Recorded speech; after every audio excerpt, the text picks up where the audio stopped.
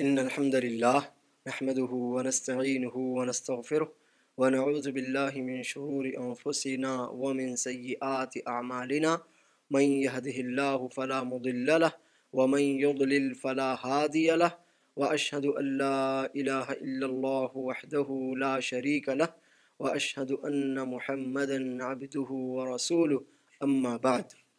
حاضرین کرام، السلام علیکم ورحمۃ اللہ وبرکاتہ۔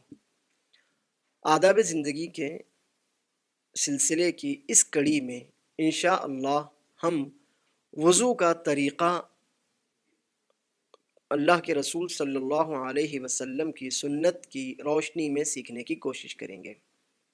یہ تو آپ جانتے ہی ہیں کہ وضو عبادت ہے، اور ایسی عبادت ہے جو دوسری کچھ عبادتوں کے لیے ضروری ہے۔ ایک تو یہ کہ وضو خود عبادت ہے، اور دوسری بات یہ کہ یہ ایسی عبادت ہے جو دوسری بعض عبادتوں کے لیے ضروری ہے۔ یعنی اگر یہ عبادت نہیں پائی گئی تو جن عبادتوں کے لیے یہ ضروری ہے آپ کی وہ عبادتیں بھی خراب ہو جائیں گی۔ اس سے آپ وضو کی اہمیت کا اندازہ لگائیے، وضو کی اہمیت کا اس بات سے اندازہ لگائیے کہ یہ وہ عبادت ہے جو دوسری عبادتوں کے لیے ضروری ہے۔ کون سی ہے وہ عبادت جس کے لیے وضو ضروری ہے؟ سب سے زیادہ اہم ترین عبادت نماز ہے، جس کے لیے وضو ضروری ہے، مکمل طہارت ضروری ہے۔ اللہ کے رسول صلی اللہ علیہ وسلم فرماتے ہیں لا يقبل اللہ صلاۃ بغیر طہور، پاکیزگی کے بغیر، وضو کے بغیر نماز نہیں ہوتی۔ اللہ تعالی وضو کے بغیر پڑھی گئی نماز کو قبول نہیں کرتا۔ اسی سے یہ سمجھ میں آتا ہے کہ جیسے نماز فرض ہے اسی طرح وضو بھی فرض ہے۔ جب کہ ہم کوئی بھی نماز پڑھنا چاہیں، فرض ہو، نفل ہو، سنت ہو، کوئی بھی نماز ہو، مسجد میں پڑھنا چاہتے ہوں، گھر میں پڑھنا چاہتے ہوں، کوئی بھی نماز ہو، اس نماز کے لیے وضو ضروری ہے۔ اب آئیے ہم یہ دیکھیں کہ وضو کا کیا طریقہ رسول اللہ صلی اللہ علیہ وسلم نے ہمیں سکھایا ہے۔ قرآن کریم میں اللہ تعالیٰ نے وضو کا ایک مختصر سا طریقہ ہمارے سامنے رکھا ہے۔ وہ فرماتا ہے یا ایھا الذین آمنوا اذا قمتم الى الصلاة فاغسلوا وجوہکم وایدیکم الى المرافق وامسحوا برؤوسکم وارجلکم الى الکعبین۔ اے مومنو، جب تم نماز کے لیے کھڑے ہونا چاہو، جب نماز پڑھنے کا ارادہ کرو، اب تمہیں نماز پڑھنی ہے، تو اپنے چہروں کو دھو لیا کرو، دونوں ہاتھوں کو کوہنیوں سمیت دھو لیا کرو، اپنے سروں کا مسح کر لو، اور اپنے دونوں پیر ٹخنوں سمیت دھو لیا کرو۔ جب نماز کے لیے کھڑے ہونا چاہو تو چہرے دھو، دونوں ہاتھ کوہنیوں سمیت دھو، سر کا مسح کرو، اور دونوں پیر ٹخنوں سمیت دھو۔ اللہ تعالیٰ نے سورہ مائدہ کی 6 پارے کی سورہ مائدہ کی اس آیت میں بس اتنا ہی بیان فرمایا ہے، لیکن رسول اللہ صلی اللہ علیہ وسلم نے جو وضو ہمیں بتایا، قولاً اور عملاً سکھایا ہے، اصل مکمل وضو وہی ہے، ہمیں اسی طرح سے وضو کرنا پڑے گا۔ تو آئیے دیکھتے ہیں کہ رسول اللہ صلی اللہ علیہ وسلم کا وضو کا طریقہ کیا تھا۔ اس مسئلے میں سب سے زیادہ اہم حدیث وہ روایت ہے جسے حضرت عثمان بن عفان رضی اللہ عنہ سوم خلیفہ راشد نے عملاً امت کے سامنے رکھا ہے۔ عثمان بن عفان رضی اللہ عنہ کے غلام حمران رحمہ اللہ وہ اس حدیث کے راوی ہیں۔ وہ کہتے ہیں ان عثمان دعا بوضوء فتوضأ فغسل كفيه 3 مرات ثم تمضمض واستنثر ثم غسل وجهه 3 مرات ثم غسل يده اليمنى إلى المرفق 3 مرات ثم غسل يده اليسرى مثل ذلك ثم مسح رأسه ثم غسل رجله اليمنى إلى الكعبين 3 مرات ثم غسل رجله اليسرى إلى الكعبين 3 مرات ثم قال هذا وضوء رسول الله صلى الله عليه وسلم وقال رسول الله صلى الله عليه وسلم من توضأ نحو وضوئي هذا من توضأ نحو وضوئي هذا ثم صلى ركعتين لم يحدث فيهما قلبه ادخلہ اللہ الجنت او کما قال علیہ الصلوۃ والسلام۔ اور ابن شہاب زہری رحمہ اللہ فرماتے ہیں کان علماؤنا یقولون هذا الوضوء اسبغ مما يتوضأ للصلاة هذا الوضوء اسبغ ما يتوضأ للصلاة۔ حاضرین کرام، اب اس حدیث کا ترجمہ بھی سن لیجئے اور اس کے بعد اس حدیث میں جو تھوڑی بہت باتیں رہ گئی ہیں انشاءاللہ وہ دوسرے صحابہ کرام رضی اللہ عنہم کی روایات سے مکمل کی جائیں گی۔ عثمان بن عفان رضی اللہ عنہ نے وضو کا پانی منگوایا۔ حمران رحمہ اللہ کہتے ہیں عثمان رضی اللہ عنہ نے وضو کا پانی منگوایا، اپنی دونوں ہتھیلیاں 3 بار دھوئیں، پھر کلی کی، ناک میں پانی ڈال کر ناک کو صاف کیا، 3 بار انہوں نے یہ عمل کیا، پھر 3 بار چہرہ دھویا، پھر 3 بار دائنا ہاتھ کوہنی سمیت دھویا، پھر 3 بار انہوں نے دایاں ہاتھ دھویا، پھر 3 بار بایاں ہاتھ کوہنی سمیت دھویا، پھر سر کا مسح کیا، اور پھر داہنا پیر ٹخنوں سمیت 3 بار دھویا، اور اس کے بعد بایاں پیر ٹخنوں سمیت 3 بار دھویا، اور پھر کہا رسول اللہ صلی اللہ علیہ وسلم کا اسی طرح وضو تھا، اور رسول اللہ صلی اللہ علیہ وسلم نے فرمایا ہے کہ جس نے میرے اس وضو کی طرح وضو کیا پھر اٹھ کر 2 رکعتیں اتنی توجہ سے پڑھیں کہ دوران نماز اس نے دل میں کسی اور بات کا خیال نہیں لایا تو اللہ تعالیٰ اسے جنت میں داخل فرماتا ہے۔ اور مشہور تابعی محمد بن مسلم ابن شہاب الزہری رحمہ اللہ فرماتے ہیں ہمارے علماء کہتے تھے کہ یہ وہی مکمل وضو ہے جو نماز کے لیے کیا جاتا ہے۔ یہ ہے وضو کا طریقہ۔ اب اس میں کچھ اور باتیں جو رہ گئی ہیں انشاءاللہ مفصل دوسری تمام روایات کو سامنے رکھتے ہوئے ان کے بارے میں وضاحت کریں گے۔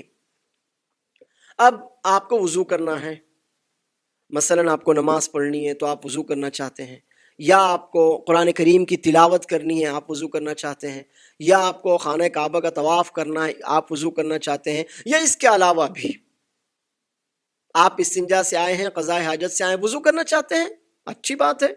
ایک مومن کو ویسے بھی ہمیشہ مکمل طور پر طہارت کے ساتھ رہنا چاہیے، اس میں زیادہ بھلائی ہے۔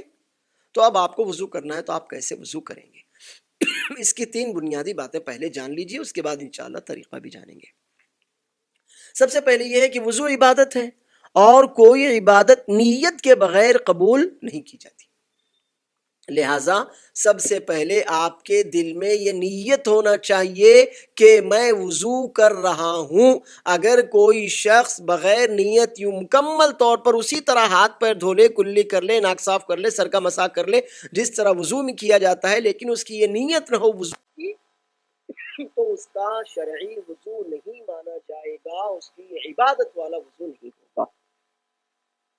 اب آپ نے نیت کر لی، دل میں آپ کے ارادہ ہے کہ یہ آپ وضو کر رہے ہیں جو شرعی وضو ہے، تو اب اس کے بعد آپ جب وضو سے ہیں تو آپ کوئی بھی نماز پڑھ سکتے ہیں، تلاوت کلام پاک کر سکتے ہیں، خانہ کعبہ کا طواف کر سکتے ہیں، کوئی حرج کی بات نہیں ہے۔ اب آپ نے وضو کی نیت کر لی تو دوسری بات یاد رکھیے کہ وضو آپ کو اسی ترتیب سے کرنا ہے جس ترتیب سے رسول اللہ صلی اللہ علیہ وسلم کا طریقہ ہمارے سامنے آیا ہے اور مزید تفصیل سے بھی سامنے آئے گا۔ وہی ترتیب جو اللہ تعالیٰ نے مختصراً ذکر کی اور وہی ترتیب رسول اللہ صلی اللہ علیہ وسلم نے قولاً اور عملاً جسے سکھایا ہے۔ اور تیسری بات، اعضائے وضو پے بپے لگاتار دھونا ہے، جسے موالات کہتے ہیں۔ موالات کا مطلب یہ ہوتا ہے کہ آپ جب کوئی عضو دھو رہے ہوں تو اس سے پہلے کا عضو ابھی گیلا سوکھ نہ گیا ہو۔ یعنی اگر کوئی آدمی ہتھیلیاں دھوئے اور پھر انہیں صاف کرنے کے بعد کلی کرے تو وضو نہیں ہوگا۔ اسی طرح اگر کوئی آدمی چہرہ دھوئے، چہرہ دھو کے اب وہ چہرہ سوکھ جائے پھر اس کے بعد داہنا ہاتھ دھوئے تو اب وضو نہیں ہوگا۔ اسی طرح دونوں ہاتھ ہیں، داہنا ہاتھ دھوئے پھر بائیں ہاتھ اتنی دیر کے بعد دھوئے کہ داہنا ہاتھ سوکھ چکا ہے تو یہ وضو نہیں ہوگا۔ اس کو موالات کہتے ہیں، یعنی لگاتار پے بپے اسے اپنے تمام اعضاء دھونے ہیں، اس طور پر کہ جو عضو دھو رہا ہو اس کے دھونے تک اس سے پہلے والا عضو گیلا ہی رہے، سوکھ نہ جائے۔ تین باتیں آپ نے یاد رکھیں۔ چوتھی ایک بات اور یاد رکھیے کہ جب آپ ہتھیلیاں دھوئیں یا دونوں ہاتھ دھوئیں یا دونوں پیر دھوئیں تو پہلے آپ کو داہنا ہاتھ دھونا ہے، داہنا پیر دھونا ہے، داہنی طرف سے دھونا ہے۔ رسول اللہ صلی اللہ علیہ وسلم کے وضو کا طریقہ ایسا ہی تھا۔ اب آئیے مکمل طور پر ہم وضو کی تفصیل جاننے کی کوشش کریں۔ آپ یہ اس میں مت رہیے کہ کیا فرض ہے، کیا سنت ہے، کیا رکن ہے، کیونکہ آپ فرض، رکن اور سنت تو یاد نہیں رکھ پائیں گے لیکن طریقہ آپ کو یاد رہ جائے گا۔ اس لیے اب طریقہ یہ ہے کہ آپ نے نیت کر لی، اور اللہ کا فضل ہے اب تو عموماً گھروں میں یا مسجدوں میں نل لگے ہوتے ہیں، ہم کو ان کے نیچے اپنا وضو کرنا ہوتا ہے۔ لیکن اگر آپ ایسی جگہ ہیں، اپنے گھر میں ہوں یا مسجد میں یا کہیں بھی ہوں کہ جہاں پر نل نہیں ہے، تو آپ کو کسی مگ میں، کسی برتن میں پانی لینا اور وضو کرنا ہے۔ تو اب آپ کو وضو کا طریقہ اللہ کے رسول صلی اللہ علیہ وسلم کی حدیث کی روشنی میں بتاتے ہیں۔ بسم اللہ کہیے۔ اللہ کے رسول صلی اللہ علیہ وسلم فرماتے ہیں، لا وضوء لمن لم یذکر اسم اللہ علیہ، جس نے وضو کرتے وقت اللہ کا نام نہیں لیا اس کا وضو نہیں ہوگا۔ اس لیے آپ بسم اللہ کہیے۔ بھول گئے تو اللہ تعالیٰ بھول چک معاف کرتا ہے، لیکن جان بوجھ کر بسم اللہ نہ چھوڑیے۔ آپ نے دل میں نیت کی، بسم اللہ پڑھ لی، اب آپ کو دونوں ہتھیلیاں دھونی ہیں۔ سب سے پہلا کام دونوں ہتھیلیاں دھونی ہیں۔ نل کے نیچے وضو کر رہے ہیں، یہ اس طرح سے آپ نے دونوں ہتھیلیاں دھوئیں، اور آپ کو دونوں ہتھیلیاں دھوتے وقت انگلیوں کا خلال کرنا، اس کو خلال کہتے ہیں جو آپ دیکھ رہے ہیں، انگلیوں میں انگلیاں داخل کرنا، اس لیے کہ اللہ کے رسول صلی اللہ علیہ وسلم فرماتے ہیں، اذا توضأت فخلل بین الاصابع، اور دوسری حدیث میں ہے فخلل بین اصابع یدیک ورجلیک، جب آپ وضو کریں تو اپنی انگلیوں کے درمیان، یعنی ہاتھوں کی انگلیوں کے درمیان اور پیروں کی انگلیوں کے درمیان خلال کر لیں، اس طرح سے خلال کیا جائے گا۔ تو جب آپ 3 بار ہتھیلیاں دھوئیں تو اسی میں آپ خلال کر لیں۔ 3 بار ہتھیلیاں دھونے کے بعد آپ کو 2 کام کرنے ہیں۔ ایک چلو میں پانی لیجئے، کچھ پانی منہ میں لے کر کلی کے لیے لیجئے، اور کچھ بچا ہوا پانی آپ اپنی ناک میں چڑھا لیجئے۔ اصل تو یہی ہے کہ آپ ایک چلو میں پانی لیجئے، تھوڑا پانی منہ میں لیجئے تاکہ کلی کر سکیں، اور بچا ہوا پانی آپ ناک میں چڑھا لیجئے تاکہ اس کے ذریعے آپ ناک صاف کر سکیں۔ لیکن ایسا آپ کے لیے مشکل ہے تو آپ پہلے 3 بار پانی لے کر کلی کر لیجئے، اور پھر 3 بار ناک کے لیے پانی لے کر ناک صاف کر لیجئے۔ مگر اصل یہی ہے کہ ایک چلو میں پانی لیجئے، تھوڑا پانی منہ میں لے لیجئے تاکہ آپ کلی کر سکیں، اور بچا ہوا پانی ناک میں چڑھا لیجئے۔ ناک میں آپ کو اتنا چڑھانا ہے کہ ناک کی نرم ہڈی تک پانی پہنچ جائے۔ اللہ کے رسول صلی اللہ علیہ وسلم فرماتے ہیں وَبَالِغْ فِي الْإِسْتِنْشَاقِ، جب آپ وضو کریں تو وضو میں جب ناک میں پانی چڑھائیں تو اچھی طرح سے، خوب اچھی طرح سے آپ ناک میں پانی چڑھائیے، سوائے یہ کہ بندہ روزے سے ہو تو کہیں ایسا نہ ہو کہ روزے کی حالت میں وہ پانی چڑھائے تو پانی ناک کے ذریعے حلق میں آ جائے۔ لہٰذا جب آپ روزے سے نہیں ہیں تو ناک میں آپ اچھی طرح سے پانی چڑھائیے، اور پھر کلی والا پانی آپ تھوک دیجئے، اور جو ناک میں پانی چڑھایا تھا وہ خود گرے گا، اور اسی کے ساتھ آپ ناک بھی اچھی طرح، ناک کی گندگی صاف کر لیجئے۔ آپ کو یہ کام بھی 3 بار کرنا ہے۔ پھر آپ پانی لیجئے اور اس سے چہرہ دھوئیے۔ چہرہ اس طرح سے دھویا جاتا ہے، جو بھی چہرے کا حصہ ہے کہ یہ اس طرح سے آپ کا دونوں کنپٹیاں، جو کان کا باہری حصہ، یہاں سے کنپٹی ہماری شروع ہوتی ہے، یہاں سے یہ آپ کے چہرے کا حصہ ہے، تو اتنا حصہ آپ کا 3 بار پوری طرح دھل جائے۔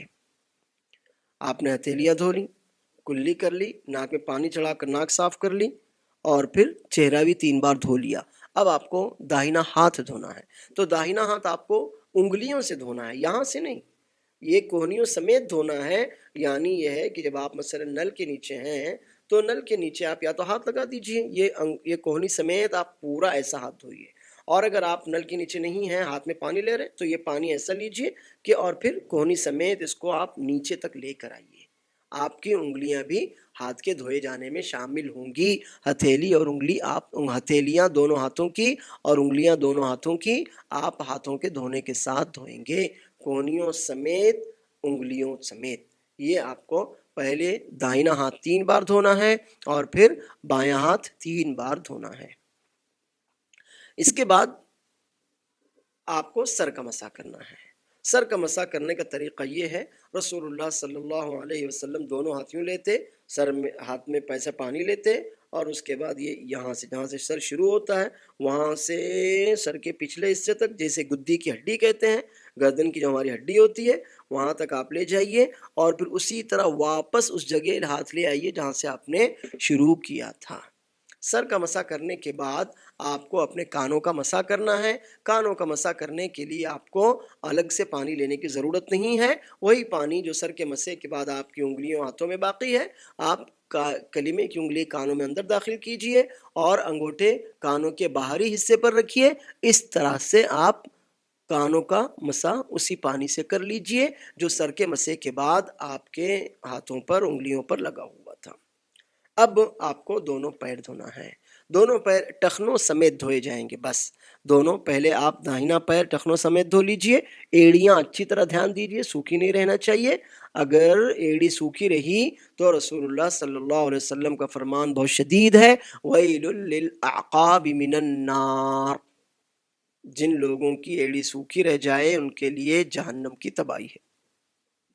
اس لیے آپ اپنا داہنا پیر دھوئیں، ٹخنے سمیت دھوئیں، ایڑی سمیت دھوئیں، اور 3 بار آپ داہنا پیر دھوئیں، 3 بار اسی طرح سے بایاں پیر بھی دھوئیں، اور پیروں کی انگلیوں کا بھی خلال کیا جائے گا، اور پیروں کی انگلیوں کا خلال چھوٹی انگلی سے، جو ہمارے ہاتھ کی چھوٹی انگلی ہوتی ہے، اس چھوٹی انگلی سے خلال کیا جائے گا۔ وہ یہ ہے کہ آپ اپنی چھوٹی انگلی پیروں کی انگلیوں کے درمیان داخل کریں، یہی خلال کرنا، اس کے لیے آپ کو الگ سے پانی لینے کی ضرورت نہیں ہے۔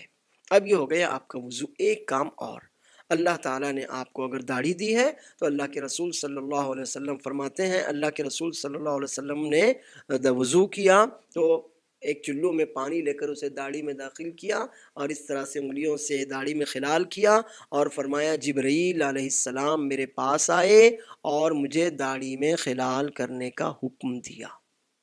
اس سے معلوم ہوا کہ داڑھی میں خلال کیا جائے گا، بلکہ بعض علماء نے داڑھی میں خلال کو بھی واجب قرار دیا ہے۔ تو اگر اللہ تعالیٰ نے آپ کو داڑھی دی ہے تو آپ داڑھی میں خلال کر لیجئے۔ اب اس طرح آپ کا وضو مکمل ہو گیا۔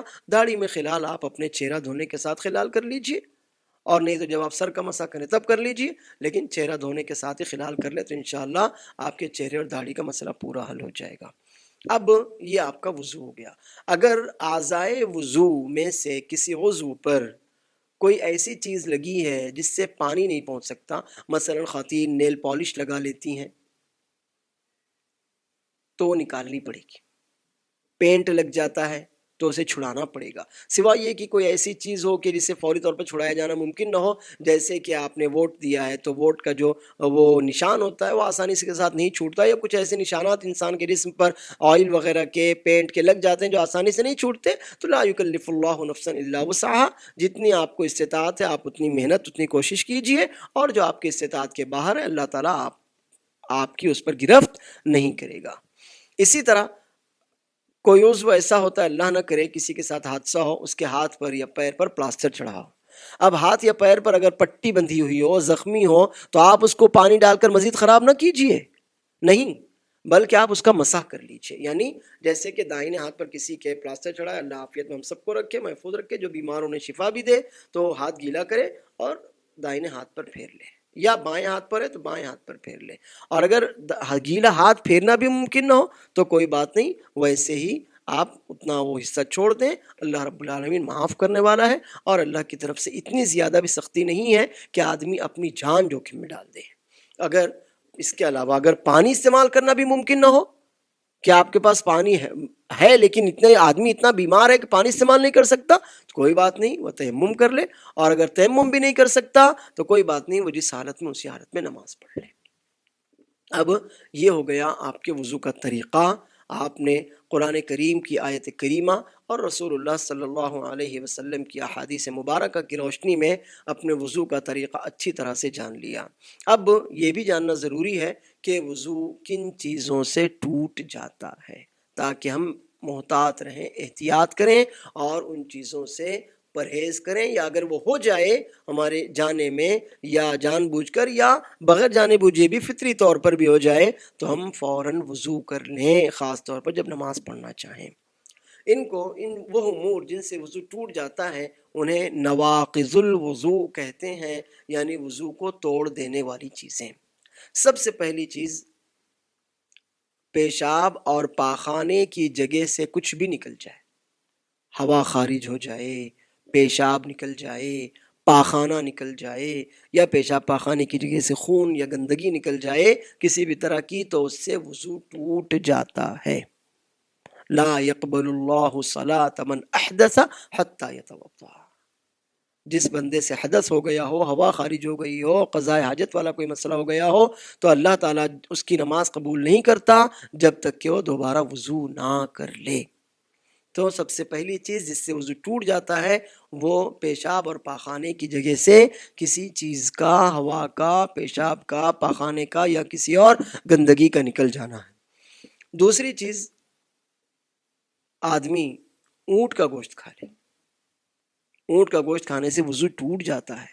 اللہ کے رسول صلی اللہ علیہ وسلم کے پاس ایک صحابی آئے اور پوچھا، أَنَتَوَضَّأُ مِنْ لَحْمِ الْإِبِلِ قَالَ نَعَمْ، پوچھا کیا اونٹ کا گوشت کھانے پر ہم وضو کریں؟ آپ نے فرمایا ہاں وضو کرو۔ اس سے معلوم ہوا کہ اونٹ کا گوشت کھانے سے وضو کیا جائے گا، کیونکہ وضو ٹوٹ جائے گا۔ جب اللہ علیہ وسلم سے اسی حدیث میں بکری کے گوشت کے بارے میں پوچھا گیا، أَنَتَوَضَّأُ مِنْ لَحْمِ الشَّاةِ فَقَالَ لَا، کیا بکری کا گوشت کھانے کے بعد بھی وضو کریں؟ فرمایا نہیں۔ ایک روایت میں اگر چاہو، تو معلوم ہوا کہ کسی اور طرح کا، کسی اور حلال جانور کا گوشت کھانے سے وضو نہیں ٹوٹے گا، لیکن اونٹ کا گوشت کھانے سے وضو ٹوٹ جائے گا۔ تیسری چیز، شرمگاہ کو بغیر کسی حائل، بغیر کسی آڑ کے ہاتھ لگا لینا۔ اس کی دو شکلیں ہیں، ایک تو یہ ہے کہ وہ ہاتھ لگانا شہوت کے ساتھ ہو، تب تو ہر حالت میں وضو ٹوٹ جائے گا۔ شہوت کے ساتھ بندے نے ہاتھ لگایا ہے تو وضو ٹوٹ جائے گا۔ رسول اللہ صلی اللہ علیہ وسلم فرماتے ہیں، ایما رجل مس ذکرہ فلیتوضا وایما امرأۃ مست فرجہا فلتتوضا، جو مرد اپنی شرمگاہ چھو لے وہ وضو کرے، اور جو عورت اپنی شرمگاہ چھو لے وہ بھی وضو کرے۔ لیکن دوسری ایک روایت ہے کہ جس میں رسول اللہ صلی اللہ علیہ وسلم سے پوچھا گیا کہ کیا ذکر کو ہاتھ لگانے پر مرد اپنی شرمگاہ کو ہاتھ لگا لے تو وضو کرے، تو آپ نے فرمایا حل ہوا الا بضعۃ منک، کہ نہیں، کوئی ضرورت نہیں، وہ تمہارے جسم کا ہی ایک حصہ ہے۔ تو اب ان دونوں حدیثوں میں جمع کی صورت یہی ہوگی کہ اگر بندہ بغیر کسی پردے کے، بغیر کسی حائل کے ڈائریکٹ ہاتھ لگا لیتا ہے اور وہ بھی شہوت کے ساتھ ہوتا ہے، تو پھر وہ وضو کرے گا، کیونکہ اس کا وضو ٹوٹ گیا۔ اور چوتھی چیز ہے کہ بندہ اتنی گہری نیند سو جائے کہ جس میں ہوش و حواس باقی نہ رہے۔ صرف سو جانے سے وضو نہیں ٹوٹتا، ایسا سونا کہ جس میں ہوش و حواس باقی نہ رہے، کیونکہ بندہ اگر اتنی گہری نیند سویا ہے تو ہو سکتا ہے نیند میں ہوا خارج ہو گئی ہو، نیند میں اس کا ہاتھ شرمگاہ میں لگ گیا ہو، کوئی اور گندی چیز اس کے ہاتھ یا پیر یا جسم پر لگ گئی ہو، اسے نہیں معلوم، لہٰذا وہ وضو کرے گا۔ اور اسی کے حکم میں ہے کہ کوئی آدمی بے ہوش ہو جائے کیونکہ اگر نیند کی وجہ سے ہوش و حواس کم ہو جاتے ہیں تو بے ہوشی کے عالم میں ہوش و حواس اس سے بھی زیادہ ختم ہو جاتے ہیں۔ تو یہ 4 باتیں یاد رکھیے۔ ایک تو پیشاب پاخانے کی جگہ سے کوئی چیز نکل جائے، ہوا خارج ہو جائے، پیشاب ہو جائے، پاخانہ ہو جائے یا کوئی اور گندی چیز نکل جائے۔ دوسری ہے کہ آدمی اونٹ کا گوشت کھا لے۔ تیسری یہ ہے کہ پیشاب یا پاخانے کی جگہ کو ہم بغیر کسی حائل کے، بغیر کسی پردے کے شہوت کے ساتھ ہاتھ لگا لیں۔ اور چوتھا یہ ہے کہ بندہ اتنی گہری نیند سو جائے یا بے ہوش ہو جائے کہ ہوش و حواس باقی نہ رہے۔ ان چیزوں سے وضو ٹوٹ جاتا ہے۔ لیکن اب جیسے کہ مائیں ہوتی ہیں اپنے چھوٹے بچوں کو وہ پیشاب پاخانہ دھلاتی ہیں، بعض دفعہ ایسا ہوتا ہے کہ انہوں نے وضو کیا ہوا ہے، اب ان کو نماز پڑھنی ہے اور اتنے میں بچے نے حاجت کر دی، تو کوئی حرج نہیں ہے، یہاں پر شہوت والا مسئلہ بالکل نہیں پایا گیا۔ مائیں اپنے بچوں کا پیشاب پاخانہ دھلائیں گی اور اس سے انشاءاللہ ان کا وضو نہیں ٹوٹے گا۔ یہ ہو گئی وہ چیزیں جن کی وجہ سے وضو ٹوٹ جاتا ہے۔ یہاں ایک بات اور یاد رکھنے والی ہے، وہ یہ ہے کہ جسم کے کسی حصے سے اگر خون نکلتا ہے تو کیا وضو ٹوٹ جائے گا؟ کیا قے ہو جائے تو وضو ٹوٹ جائے گا؟ یا ناک سے خون نکل آئے تو وضو ٹوٹ جائے گا؟ نہیں۔ جسم کے کسی بھی حصے سے خون نکل جائے، پیپ نکل جائے تو وضو نہیں ٹوٹے گا، قے ہو جائے تو وضو نہیں ٹوٹے گا۔ عبداللہ بن عمر رضی اللہ عنہما نماز پڑھ رہے تھے، ان کے پیر میں ایک بڑی سی پھنسی تھی، نماز کے عالم میں انہوں نے اس پھنسی کو تھوڑا سا دبایا تو اس سے خون پیپ نکل آیا، مگر انہوں نے نماز جاری رکھی۔ رسول اللہ صلی اللہ علیہ وسلم نے ایک بار ایک جنگ کے موقع پر کچھ صحابہ کرام کو پہرے پر لگایا، 2 ساتھی تھے، دونوں نے اپنی اپنی باری لگا لی۔ ایک نے کہا کہ پہلی رات کے پہلے حصے میں نماز پڑھتا ہوں، تم سو جاؤ، اور پھر دوسرے حصے میں سو جاؤں گا، تم پہرا دینا۔ اب جب پہلے کی باری آئی تو انہوں نے سوچا کہ جاگتے جاگتے میں سو جاؤں گا تو چلو نماز پڑھ لیتا ہوں، میں ان کو پہرا دینا تھا، تو انہوں نے پہرے کے عالم میں نماز پڑھنی شروع کر دی۔ پیچھے سے مشرکین نے تیر چلا دیے جو ان کے جسم کو زخمی کرتے رہے، لیکن انہوں نے نماز نہیں توڑی۔ اس سے معلوم ہوا کہ کوئی زخم دوران نماز لگ جائے یا وضو کے عالم میں لگ جائے یا پہلے سے زخم ہو، پھوڑا ہو، پھنسی ہو، کچھ بھی ہو، اس سے نماز کے عالم میں یا وضو کرنے کے بعد کی حالت میں پیپ نکل جائے، خون نکل جائے تو اس سے کوئی بھی فرق نہیں پڑتا۔ اسی طرح ناک سے خون نکل آئے تو کوئی فرق نہیں پڑتا۔ وضو کرنے کے بعد آپ کھا سکتے ہیں، پانی پی سکتے ہیں، کپڑے بدل سکتے ہیں، اس سے بھی وضو نہیں ٹوٹتا۔ وضو کرنے کے بعد آپ گھر سے کہیں اور جا سکتے ہیں، کہیں اور سے گھر آ سکتے ہیں، اس سے بھی وضو نہیں ٹوٹتا۔ بات چیت کرنے سے وضو نہیں ٹوٹتا۔ اسی طرح سے جب آپ نے وضو کر لیا ہے تو اب وضو کی حفاظت کی آپ کو کوشش کرنی ہے۔ یہ نہیں کہ اب آپ سوچیں کہ چلو ان سب چیزوں سے وضو نہیں ٹوٹتا تو کوئی بندہ اپنے آپ کو شیطان کے حوالے کر دے، مثلا موبائل میں ناچ گانا دیکھے یا گندی تصویریں دیکھے، تو بے شک یہ ساری چیزیں وضو کے آداب کے منافی ہیں، اسے ان باتوں کا خیال رکھنا چاہیے۔ تو الحمدللہ ہم نے اس بیان میں وضو کا طریقہ بھی جان لیا اور کن چیزوں سے وضو ٹوٹ جاتا ہے ان کو بھی جان لیا۔ اب آئیے ہم یہ جاننے کی کوشش کریں کہ اللہ کے رسول صلی اللہ علیہ وسلم نے وضو کے بعد کون سی دعائیں سکھائی ہیں۔ میں 3 دعائیں آپ کو سکھاتا ہوں، آپ تینوں یاد کر لیجئے، کبھی یہ کبھی وہ پڑھتے رہیے یا جو آپ کو آسان لگتی ہے وہ پڑھیے۔ مثلا ایک چھوٹی سی دعا ہے جو آپ نے سکھائی ہے، سبحانک اللہم وبحمدک اشہد ان لا الہ الا انت استغفرک واتوب الیک۔ بہت ہی اہم دعا ہے، آپ یاد کر لیجئے۔ کفارہ مجلس کی بھی یہ دعا ہے اور وضو کے بعد بھی یہ دعا پڑھی جاتی ہے۔ اللہ کے رسول صلی اللہ علیہ وسلم فرماتے ہیں جو شخص وضو کے بعد یہ دعا پڑھے تو اس کی یہ دعا ایک کاغذ میں لکھ کر اسے مہر لگا کر بند کر دیا جاتا ہے، پھر قیامت کے دن ہی اس کاغذ کو کھولا جائے گا۔ دوسری دعا، اشہد ان لا الہ الا اللہ وحدہ لا شریک لہ واشہد ان محمدا عبدہ ورسولہ۔ اللہ کے رسول صلی اللہ علیہ وسلم فرماتے ہیں جو شخص وضو کے بعد یہ دعا پڑھے تو اس کے لیے جنت کے 8 دروازے کھول دیے جاتے ہیں، اب وہ جس دروازے سے چاہے داخل ہو جائے۔ اور اس کے بعد آپ ایک چھوٹی سی دعا مزید شامل کر لیں، اللہم اجعلنی من التوابین واجعلنی من المتطہرین۔ اور تیسری دعا، اللہم اغفر لی ذنبی ووسع لی فی داری وبارک لی فی رزقی۔ یہ تینوں دعائیں ہیں، آپ یاد کر لیجئے۔ جب جو دعا آپ کے ذہن میں اللہ تعالیٰ ڈال دے آپ وہ دعا پڑھیے۔ اب آپ نے وضو کر لیا، اگر وضو کرنے کے بعد نماز کا وقت ہے تو نماز پڑھ لیجئے، اور اگر نماز کا وقت نہیں ہے، مثلا فجر یا ظہر یا عصر یا مغرب یا عشاء کا وقت نہیں ہے، تو بھی آپ 2 رکعتیں تحیۃ الوضو کی نیت سے پڑھ لیجئے۔ اتنا عظیم عمل ہے کہ اللہ کے رسول صلی اللہ علیہ علیہ وسلم نے بلال رضی اللہ عنہ کے چلنے کی آواز جنت میں سنی. پوچھا بلال ایسا کون سا عمل کرتے ہو کہ جنت میں نے تمہارے چلنے کی آواز سنی؟ تو انہوں نے فرمایا اسلام لانے کے بعد سب سے زیادہ امید افزا عمل جو میں نے کیا وہ یہی ہے کہ جب بھی میں دن یا رات کے کسی بھی حصے میں وضو کرتا ہوں تو 2 رکعتیں پڑھ لیتا ہوں. تو آپ تحیت الوضو کی نیت سے 2 رکعتیں پڑھ لیجئے. اور اس کے علاوہ بھی فائدہ جو آپ نے شروع درس میں سنا کہ جو شخص بھی مکمل وضو کرنے کے بعد پوری توجہ سے 2 رکعتیں پڑھے تو اللہ تعالیٰ اسے جنت میں داخل فرماتا ہے. اللہ تعالیٰ ہمیں ہر عبادت اس کی رضا کے لیے رسول اللہ صلی اللہ علیہ وسلم کی سنت کے موافق کرنے کی توفیق عطا فرمائے. آمین. وآخر دعوانا الحمد للہ رب العالمین. والسلام علیکم ورحمۃ اللہ وبرکاتہ.